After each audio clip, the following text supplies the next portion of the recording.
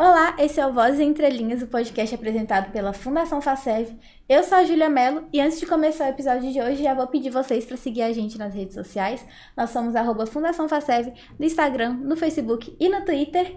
E se vocês querem continuar acompanhando o podcast Vozes Entre Linhas, saber um pouquinho mais sobre nossos projetos, sobre os eventos e cursos que a Fundação realiza e gestão, é só acompanhar a gente pelas redes. O tema do episódio de hoje é projeções do empreendedorismo para 2024 e para quem já conhece o nosso convidado sabe que não tem ninguém melhor para falar sobre essa temática. Professor Alan, professor? Ele é professor adjunto do Departamento de Administração e Contabilidade, coordenador das disciplinas de empreendedorismo há 12 anos, gente, 12 anos, um tempinho muito bom, idealizador e coordenador da Liga de Empreendedorismo da UFV, orientador do mestrado e doutorado de administração na linha de pesquisa de desenvolvimento, inovação e indústria, e em 2022 recebeu a medalha de ouro Peter Henry Rolfes do mérito em extensão. Pessoal, nossos convidados vão só melhorando e melhorando. Então, conta pra gente um pouquinho dessa trajetória, professor. Primeiro, obrigado, é um prazer estar aqui com você nesse programa e poder falar de um tema que para mim é muito caro, muito importante e que eu gosto muito de trabalhar, não só pelos anos de trabalho, mas realmente por paixão e amor a isso, né? Eu sou, então, professor lá do Departamento de Administração, já fui professor da Universidade Federal de Uberlândia, então comecei a carreira em 2011. Lá em Uberlândia eu dava aula de administração rural, empreendedorismo rural, e extensão rural. Vim para a UFV, assumi aqui a cadeira de empreendedorismo, também ministro uma disciplina na mesma linha na pós-graduação, e esse é o meu foco de estudo, mas também é o foco de trabalho, porque eu tenho diversos trabalhos de extensão, de pesquisa e também de ensino na lógica da disciplina, com a temática empreendedorismo, com a temática inovação, e tenho ajudado a discutir também, a construir empreendedorismo em diversas localidades, né? Aqui em Viçosa nós temos um ecossistema de inovação muito pujante e a gente, no âmbito do Departamento de Administração e representando a universidade, tem tentado trabalhar nesse processo de conexão das empresas com a universidade e, claro, na construção de projetos que tornem a UFV uma universidade mais empreendedora. E só de curiosidade, a UFV, segundo um ranking da Brasil Júnior, pelo segundo ano consecutivo, é a universidade federal mais empreendedora do Brasil, o que torna a UFV muito significativa quando a temática é empreendedorismo. E realmente nós temos na UFV diversas experiências que caracterizam e distinguem a UFV de diversas outras instituições de ensino superior. Então, acho que esse tema é muito importante para a economia, para a sociedade, também para a universidade e também no âmbito do ser humano. Nós vamos falar sobre isso, né? Vamos sim. Então, de maneira geral, o empreendedorismo sempre esteve ligado à sua trajetória profissional ou pessoal também, professor? Profissional e pessoal também, né? Eu acho que isso é muito importante da gente delimitar. Assim, desde o início eu tenho construído cada vez mais relações com pessoas que empreendem e isso, claro, faz com que a gente construa projetos conjuntamente com o mundo privado e traz para dentro da universidade e constrói essa inter-relação que eu acho que é muito profícua. Então, o empreendedorismo está na minha vida já tem muito tempo, mas eu gosto sempre de delimitar que empreendedorismo não é só construir ou pensar a abertura de negócios, mas também um conjunto de comportamentos e características inerentes ao ser humano que são responsáveis por tornar o indivíduo protagonista da realização dos seus próprios sonhos, dos seus projetos. Isso é muito importante, porque no próprio serviço público você tem pessoas que são empreendedoras, mas empreendedores públicos, que fazem, eu diria que empreendedor é aquele que faz muito mais do que o mínimo que se espera dele. Ou seja, desenvolve uma série de projetos, é proativo nas suas ações, né? Tem a característica da criatividade e do protagonismo da proatividade como um elemento fundante. E é claro, a gente pode ser empreendedor aonde a gente estiver, mesmo sendo funcionário de uma empresa ou, claro, criando o seu próprio negócio. E sempre vai ter desafios pela frente para quem quer empreender, porque tem que assumir risco e tem que ter conhecimento e vontade para colocar para frente os seus projetos. Então, entrando um pouquinho mais nisso, né, gente? A pergunta, que quando se fala em empreendedorismo, a pergunta que sempre surge, e aí o senhor já adiantou um pouquinho, né? Já falou que não necessariamente, porque às vezes a gente pensa em empreendedorismo, já pensa é um PJ, é um MEI, é um autônomo, e como o senhor falou, não necessariamente. Ele pode estar mais atrelado também a pessoa CLT, funcionário público ou de empresa privada, ele também pode empreender. E aí o questionamento, empreender é para todos, professor? Olha que interessante, esse é um questionamento que quando você vai estudar empreendedorismo ou diversos órgãos que falam de empreendedorismo, como por exemplo o Sebrae, que é referência para todo mundo, sempre aparece isso. O empreendedorismo é para todos? Então, se você digitar hoje na internet, deve vir um monte de artigos sobre isso. E quase a sua totalidade vai estar falando empreendedorismo é para todos. Eu acho importante demais responder essa pergunta, porque empreendedorismo é para todos. Empreendedorismo no âmbito de abrir negócio também é para todos, e empreendedorismo no âmbito de desenvolver um conjunto de habilidades e comportamentos também é para todos. Só que empreender no âmbito dos negócios exige do indivíduo preparo, em qualquer âmbito, na verdade. Então esse, para mim, é um ponto fundamental. O indivíduo não nasce e torna-se, por si só, por um material genético, alguém com um grande realizador ou um grande potencial de inovação. Vai acontecer, mas o preparo é fundamental. O preparo para enxergar oportunidades. Eu até brinco na sala de aula, nas disciplinas de empreendedorismo, no primeiro dia de aula, eu falo que a disciplina tem um objetivo, que é dar aos estudantes um poder, que é o poder do Thundercats, da visão além do alcance. Vai anotando aí, É uma galera. grande brincadeira, porque eu faço alusão ao poder da visão além do alcance, que é uma habilidade que o indivíduo tem, que o empreendedor tem, de enxergar oportunidades que os outros não enxergaram. Eu vou dar um grande exemplo que eu falo sempre. O carrapicho. Quando o carrapicho Os gruda... alunos já devem ter essa gravada, né, Já devem ter professor? tem essa gravada, com certeza. Quando o carrapicho gruda na sua calça, o que você faz? A gente tira. Tira, né? Você tira, bate e Mas, fala, às vezes, nossa... Tem uns mais enjoadinhos, tem que ficar puxando, Você assim, tem que ficar até, puxando, até exatamente. sair. Um dia, um rapaz chegou com a calça cheia de carrapicho e ele não fez o que você fez e o que normalmente todo mundo faz. Ele olhou para o carrapicho, ficou intrigado com o carrapicho, pegou o carrapicho, colocou na mão, olhou e fez uma pergunta. Provavelmente você nunca fez, eu também nunca tinha feito. Que é por que isso gruda tanto na minha calça?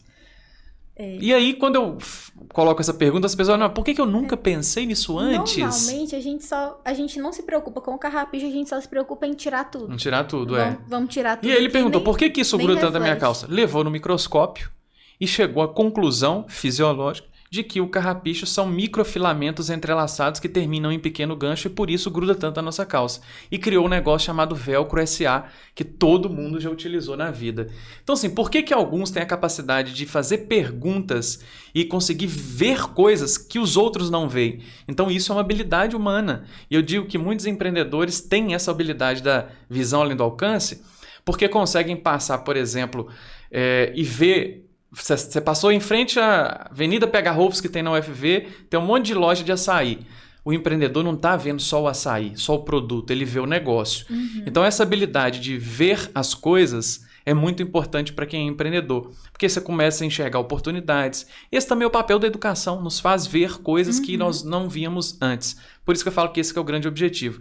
Então o empreendedorismo é para todo mundo, mas exige do indivíduo preparo. Né? Preparo para entender o mundo e para entender a si mesmo. Porque é óbvio, a gente só empreende quando a gente entende nós mesmos, nossas características, nossos comportamentos. Se você está mais propício a assumir risco ou menos propícia a assumir risco. Né? Estar mais propício a assumir riscos e responsabilidades fazem de você alguém que está aberta a construir e assumir novos projetos. Um risco planejado. Um né? risco planejado, exatamente. Gente, eu ainda tô presa na história do velcro. Porque a gente utiliza as coisas no dia a dia e a gente não para refletir da onde que surgiu aquilo, né? Então, uma curiosidade e um risco planejado, né? Tem que ter esse... Exato, acho que curiosidade, para mim, é o fundamento do conhecimento e da criatividade. Tanto que hoje qualquer professor na sala de aula tem um grande dever, que é muito mais do que repassar informação, é criar um ambiente de curiosidade na sala de aula. Porque aguça no indivíduo a necessidade da busca, da procura e do conhecimento. Então é isso, é preparo, é correr riscos que são calculados, mas para correr risco você tem que estar propício a correr risco. É um dilema entre segurança e liberdade, né? Às vezes não é para todo mundo no sentido de que eu ainda não estou preparado para correr o risco que o negócio ou que o projeto me exige. Mas uma outra questão que eu falo que é um elemento do indivíduo é que tem muitas pessoas que diante do desafio, olha para o desafio e fala, nossa, é difícil demais. E paralisa. E tem outros que falam, por que não? Se você acredita que não é capaz de realizar um projeto, você não será capaz mesmo. Mas se você acha que é capaz, mas que tem desafios pela frente, Então você vai se qualificar, vai enxergar a melhor maneira de colocar eles pela frente. Então pessoas que só enxergam barreiras têm mais dificuldade de realizar projetos ou construir negócios. Aí a gente busca aquele ditado popular, né? O não eu já tenho, vou tentar. Isso. Ou então que o pessoal reformulou, não eu já tenho, vou atrás de humilhação.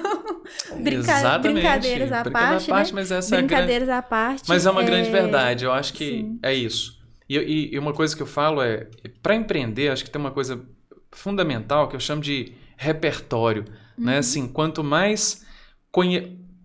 o seu acúmulo de conhecimentos e experiências, isso é chamado repertório, maior a capacidade você tem ou maior o preparo você tem para enxergar oportunidades, para propor novos modelos de negócio ou para pensar estratégias e alternativas para construir coisas que realmente sejam inovadoras. Então é importante, toda a experiência que a gente tem na vida soma para nos trazer esse repertório, background, que alguns falam, que são essenciais aí para construir, julgar também projetos. Isso. Então, quando o senhor já falou que empreender não seja para todos, no sentido de que às vezes a pessoa não sente que está preparada, então é um não ainda. Não é para todos ainda, até que a pessoa se sinta de fato preparada e busque conhecimento e vai estudando a respeito, né? Que é o que a gente falou sobre um risco planejado. Isso. Então, acaba que depois, né, desse preparo, empreender então é para todos. Não, empreender é para todos. Só empreender é para todos, mas é muito importante o preparo. O preparo, para mim, é um ponto fundamental.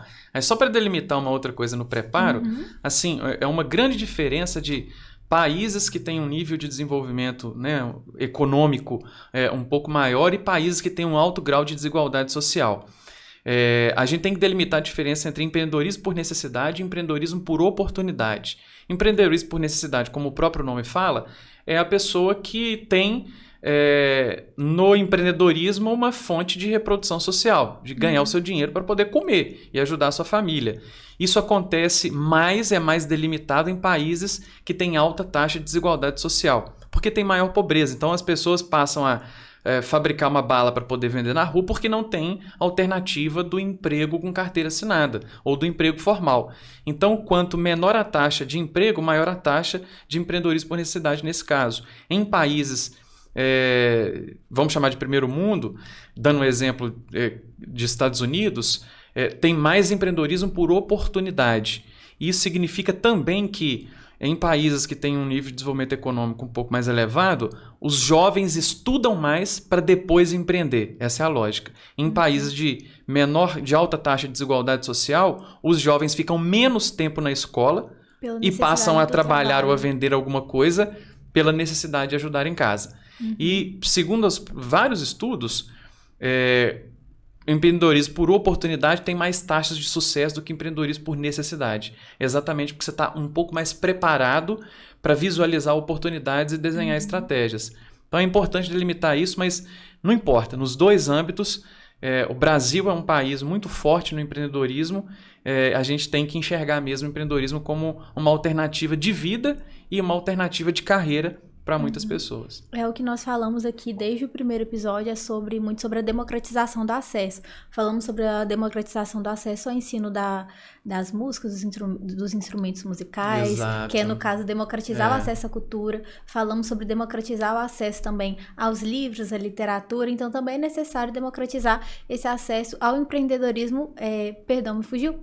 Por oportunidade. Por oportunidade. Isso. Então... e ele vai acontecer à medida que a gente democratiza o acesso à educação de qualidade, que a gente democratiza para os jovens, sobretudo, o acesso à formação. Isso, porque a partir do momento que o estudante ele precisa ajudar na renda de casa, aí ele entra nessa jornada dupla de estudar e trabalhar, e aí acaba que... Optando pelo trabalho, porque o estudo ele dá o retorno financeiro, mas é mais a longo prazo. E tem-se, né, com a grande desigualdade social, essa necessidade de um retorno financeiro mais imediato, por mais que com os estudos ele acabe conseguindo oportunidades melhores, né, com retorno de um salário um pouco mais acima, mas não é imediato, e ele precisa desse imediato, então a gente fica...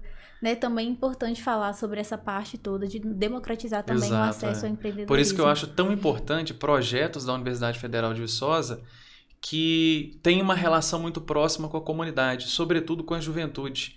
Dando um exemplo, nós fizemos na UFV a primeira Olimpíada de Empreendedorismo de Viçosa, que, modéstia à parte, foi um grande sucesso, porque a nossa expectativa era ter 40 jovens do ensino médio inscritos no projeto, nós tivemos 350. Meu Deus. E 350 jovens criando 83 ideias de negócios. Também é uma oportunidade da gente desenvolver habilidades como criatividade, como comunicação, de integrar o estudante à Universidade Federal de Viçosa, a outros projetos, a dar formação nesse processo de criação de negócios.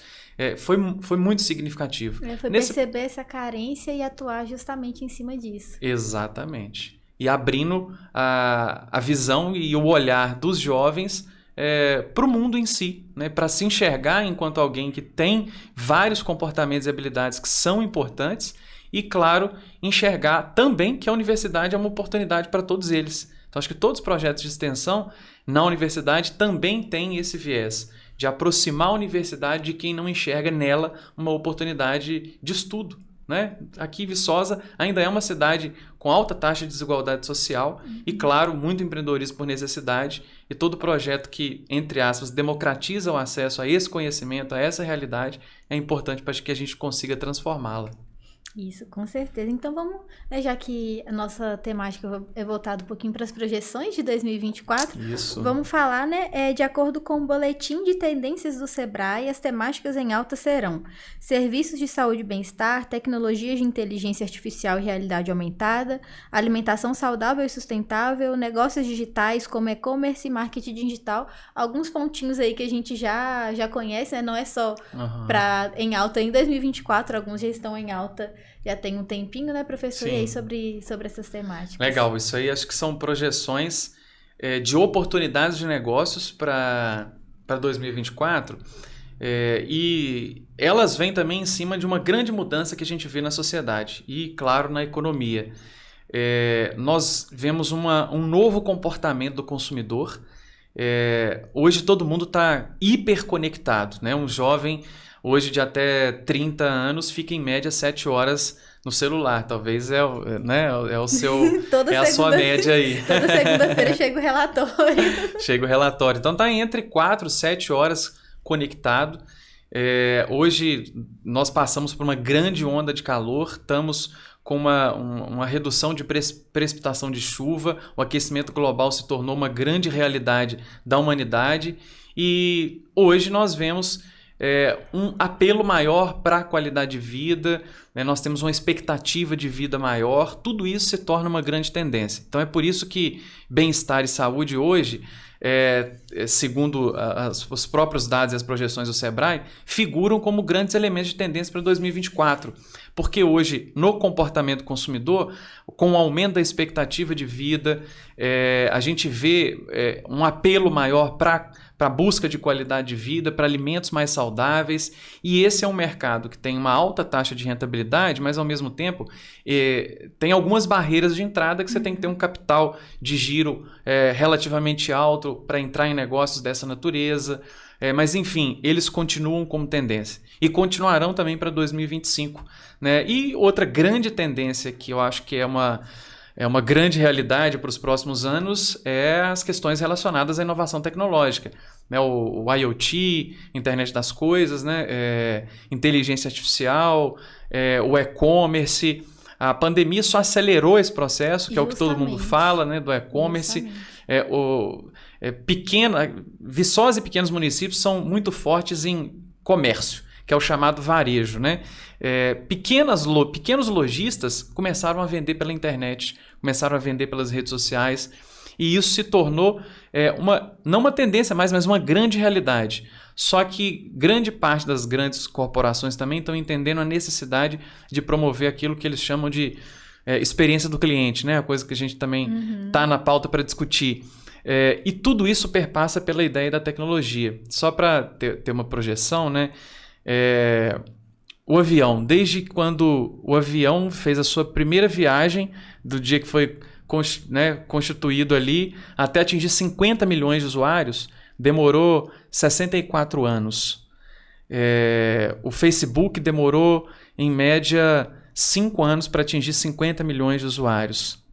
E o Pokémon Go? Já ouviu falar no Pokémon Go? Pokémon Go demorou 17 dias. E o Threads, lançado recentemente, demorou menos de 24 horas. Então a tecnologia passa a acelerar demais como as coisas acontecem e acelerou também a forma ou a alteração da forma de como as empresas captam e entregam valor, de como as empresas se relacionam com seus clientes.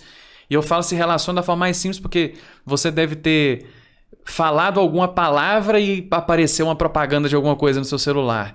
Você fez uma pesquisa, até você morrer vai aparecer aí o tênis que você pesquisou. Então são informações importantes porque hoje as empresas captam muitas informações dos seus clientes. Você faz cadastro em todas as empresas que você faz uma compra, tem cadastro.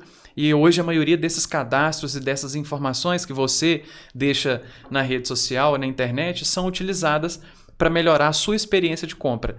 Inclusive, as empresas querem antecipar a sua própria necessidade. Essa é uma grande tendência. Como é que a gente antecipa a sua necessidade? Você nem sabe o que você precisa, mas eu estou te mostrando que você vai precisar. Então, as empresas estão fazendo muito isso. Então, daqui para frente, sobretudo no ano que vem, os empreendedores, eu acho que tem um mundo de oportunidades, mas tem grandes desafios de entender como que a tecnologia passa a mediar e a mudar a forma como o consumidor se comporta e como que as empresas têm que se conectar com esses consumidores de forma a gerar mais valor para a sua marca, né? E outras duas coisas que são grandes tendências, como eu disse, o apelo para a sustentabilidade. E não que são tendências, mas são coisas marcantes porque o consumidor hoje exige isso.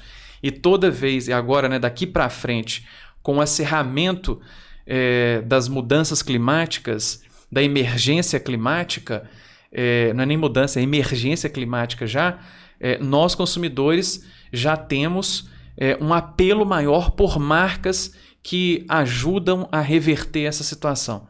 Então isso é tendência de negócio porque as empresas entendem que os consumidores hoje exigem esse tipo de realidade, de apelo, de processo produtivo.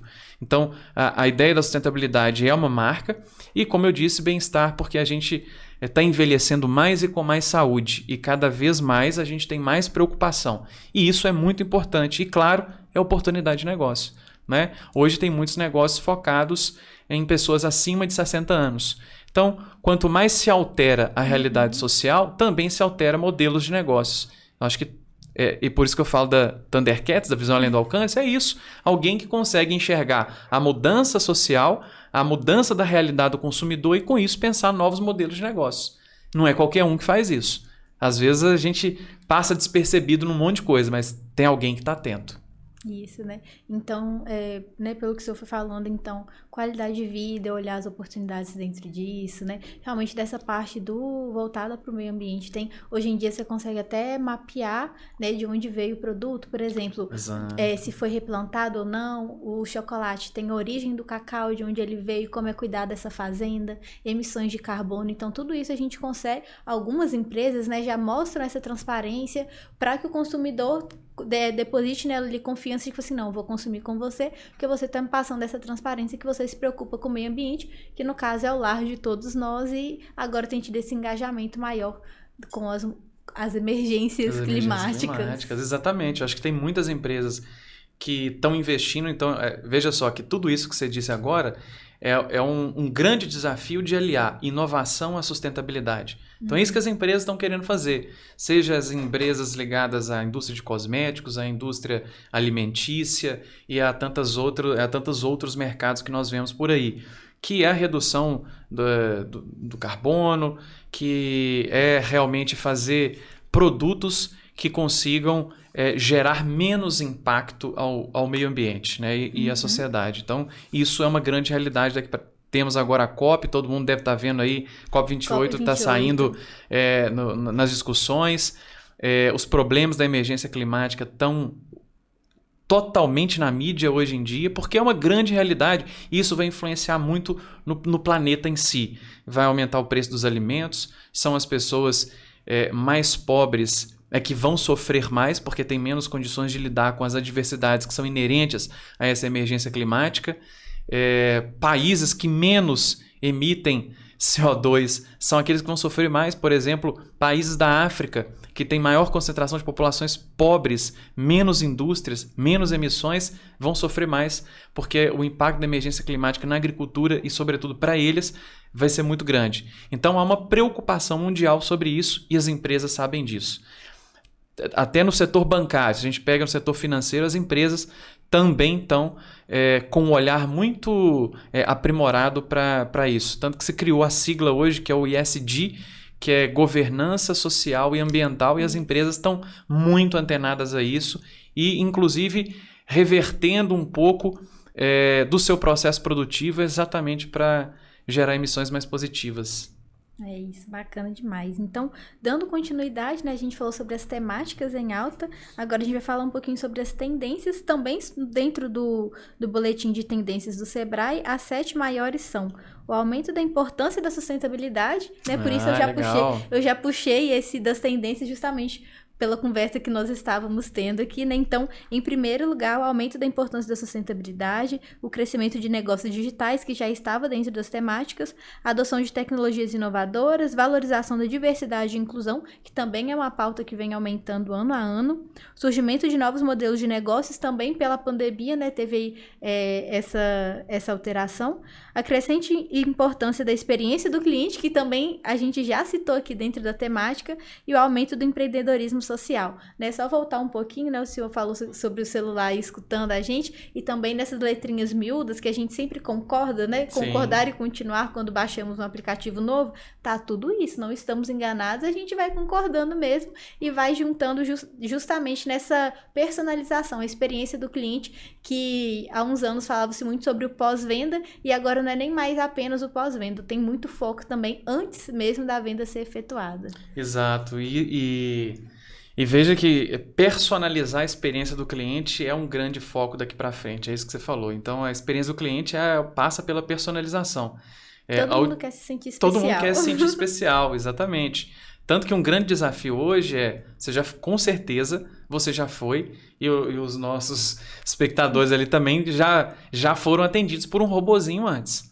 Seja, que é péssimo, né? Com operadoras de telefonia celular, todo mundo já teve algum inconveniente, mas já foi atendido por um robô. Mas o que as empresas hoje têm como grande desafio é que as pessoas querem ser atendidas na velocidade do robozinho, mas na sensibilidade do ser humano. E para fazer isso de forma mais ágil, é necessário investir na experiência do cliente.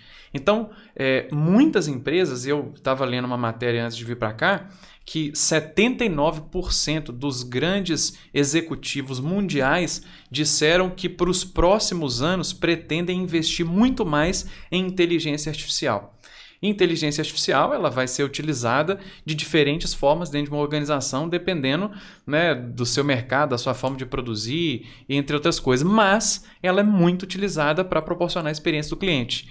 E isso é feito coletando dados. Né? Vou dar um exemplo de um hotel. Né? Tem um hotel que quando você chega lá, você chega dentro do hotel, ele já tem o livro da sua preferência no seu quarto, tem uma foto sua com sua família dentro lá, para quê? Melhorar a sua experiência. E tem uma frase, nós queremos que você se sinta em casa. Ele coleta tudo isso nas suas redes sociais, e todas, você não paga pela maioria dos aplicativos que você usa.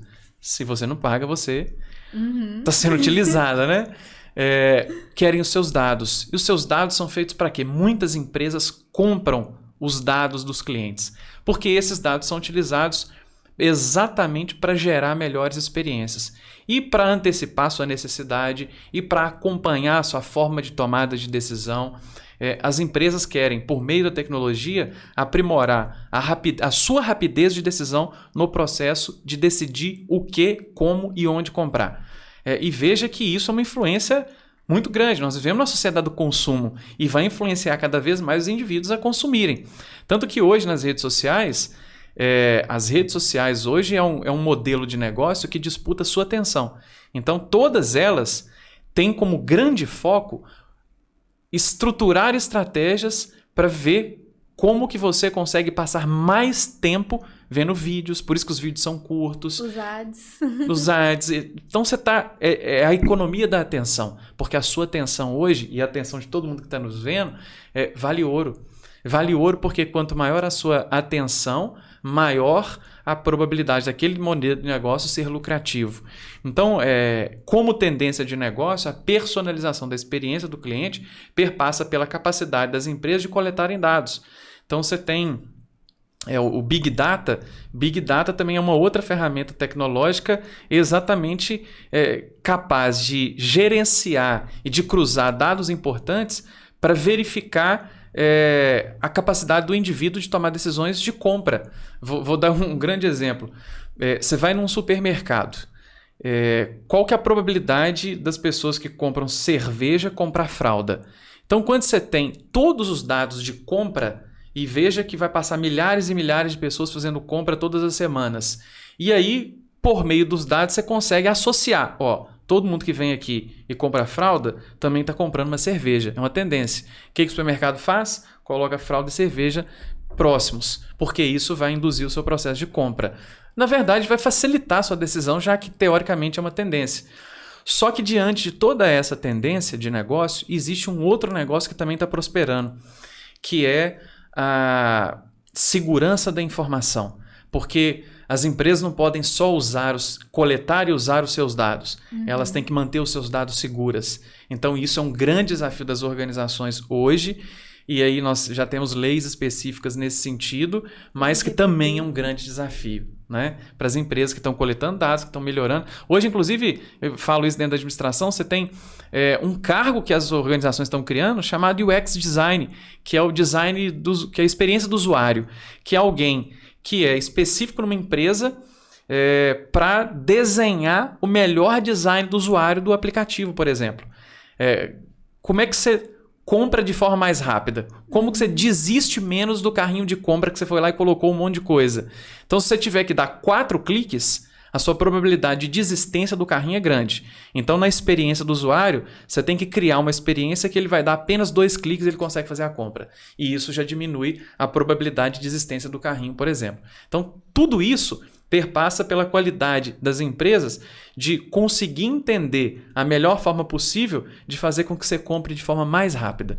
Tanto que, e hoje, né, nessa realidade digital dos negócios e do e-commerce, o maior desafio não é encontrar o cliente, é ser encontrado por ele, já que você tem acesso a todas as páginas, a tudo, a toda hora. Então, como que eu sou encontrado pelo meu cliente? Essa é a grande questão. E aí nós temos várias ferramentas importantes para isso. Com certeza. Um exemplo mais recente foi o próprio TikTok. Eles fizeram, né, entra também nessa parte do empreendedorismo, porque eles analisaram, né, os clientes dele ali do aplicativo. É um aplicativo muito grande, se passa muitas horas e são usuários com tendências de compra. O que eles estão fazendo? Estão transformando uma coisa interessantíssima. Vamos supor, nossos cortes do podcast vão sair no TikTok e aí a própria plataforma já consegue identificar de onde é minha blusa, de onde é sua blusa, de onde é o relógio e já fazer links clicáveis direcionando para a pessoa comprar dentro do aplicativo do TikTok. Nossa, então, são aí só comprovando essas tendências realmente, né, da personalização e da facilidade que eles estão tentando levar pro usuário na hora de realizar as compras, né? E aí só uma coisa importante, assim, a universidade tem um papel fundamental em tudo isso. Quando a gente está falando de sustentabilidade, nós temos inúmeras pesquisas na universidade exatamente nessa mesma linha, de fazer uma embalagem que seja ecologicamente mais correta, né? Nós temos várias pesquisas que trabalham com materiais recicláveis e o retorno desse processo. Enfim, há muitas pesquisas na universidade, tanto na área tecnológica, exatamente para melhorar a experiência do cliente, quanto na área social. Ou seja, a universidade no Brasil hoje, ela é um grande sinônimo de inovação e de desenvolvimento. Diferente de outros países, a maioria das patentes registradas no Brasil hoje vem das universidades. Grande parte das inovações, a maioria dos doutores também estão nas universidades. Isso é só para demarcar que pesquisa e inovação nas universidades também ajudam o Brasil a impulsionar o desenvolvimento econômico, porque leva inovação para a indústria, leva inovação para o varejo, para as pequenas empresas e traz uma grande contribuição. É por isso que a universidade é muito importante no nosso país. E a gente volta para o que nós falamos no começo do episódio, né, da curiosidade. Exato. Que o bicho curioso é o tal do pesquisador, gente. Então, essa curiosidade, né, é que move também as pesquisas que dá esse retorno para a sociedade. Então, a gente vai percebendo como tudo vai se ajustando, né, vai se atrelando. E a gente volta, né, pro empreendedorismo e para esse olhar mais aguçado, olhar de Thundercats. Exato.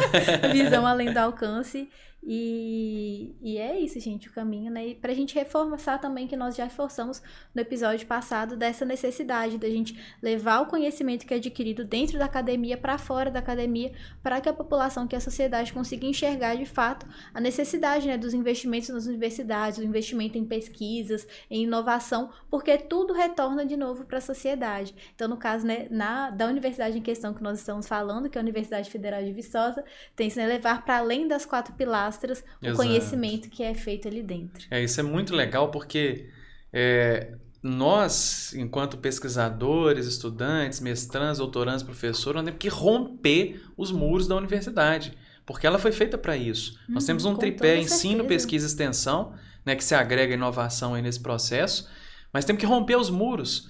E para isso, os próprios pesquisadores têm que conhecer os problemas reais. É por isso que eu falo que aproximar a indústria da universidade é muito importante, que aproximar os problemas sociais da universidade é muito importante, porque a gente não pode ficar preso na minha sala de aula, no meu laboratório. Eu tenho que entender o real problema que existe lá, que existe no mercado, que existe na indústria, que existe na sociedade, porque as pesquisas têm que gerar resultados importantes que possam, é claro, garantir um grande impacto social, econômico e ambiental para a nossa sociedade e também para a nossa economia. Então, os pesquisadores têm um papel muito importante e as empresas também e a sociedade civil também, sobretudo organizada, de vir para dentro da universidade. E é o nosso papel abrir as portas e mostrar que a universidade está sempre aberta para que a gente possa fazer essa conexão que é, na verdade, fundamental e que está na natureza da universidade. É isso mesmo. Então, juntando tudo isso que a gente falou, vou aproveitar para já fazer a divulgação também do projeto com a Emerge, né? A Fundação FACEV, juntamente com a Emerge, abriu aí a oportunidade de capacitar, né, os pesquisadores e a equipe desses pesquisadores sobre o relacionamento entre ciência e mercado, que é justamente juntar essas pesquisas com o mercado, né, para levar essa inovação, levar esse empreendedorismo. E o principal objetivo é, de fato, fortalecer a cultura da inovação na Universidade Federal de Viçosa. O formato do programa é completamente online, né, variando entre modelos síncronos e assíncronos. Então, fica aí o convite, reúna sua equipe de 3 a 4 pesquisadores. As inscrições vão até o dia 24 de janeiro, então tem um tempinho bom aí para vocês criarem esse modelo de proposta. E o formulário está no link da bio do nosso Instagram, está também no nosso LinkedIn. E para mais informações, só entrar em contato que a gente tira todas as dúvidas. Lembrando, dia 24 de janeiro encerram-se as inscrições.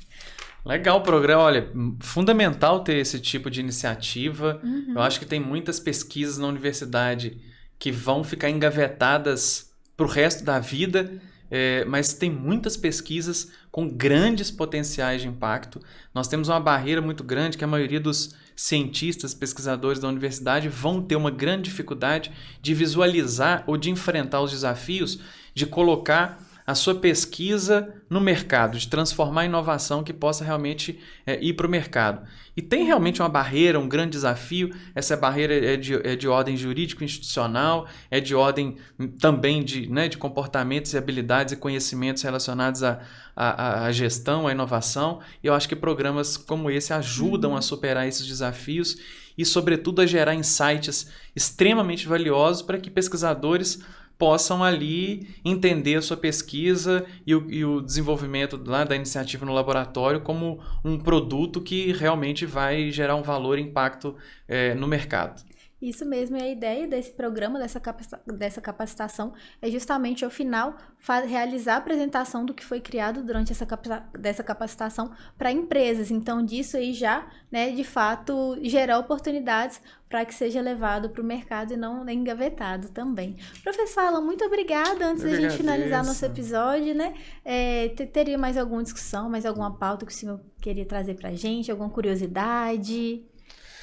Não, só de novo reforçar o papel que acho que a educação tem, sabe? Eu como professor, pesquisador, empreendedor também, mas dizer que a educação realmente transforma o mundo e transforma vidas, porque muda o olhar das pessoas sobre a realidade, tem a capacidade de tornar as pessoas mais sensíveis aos problemas que nós discutimos aqui hoje, e por isso a universidade tem um papel muito importante de, além de formar técnicos, também formarem seres humanos. E essa, às vezes, é uma preocupação que fica em segundo plano, que fica marginal, porque antes de serem administradores, engenheiros, médicos, advogados, são seres humanos. Então, na universidade, nós formamos profissionais que, antes de serem profissionais, são seres humanos. E hoje tem muitos desafios na ordem pessoal, afetiva, emocional, que todo mundo enfrenta ao ser colocado no mercado de trabalho. E a gente vê uma taxa de estudantes com síndromes ansiosas, com síndromes depressivas muito forte.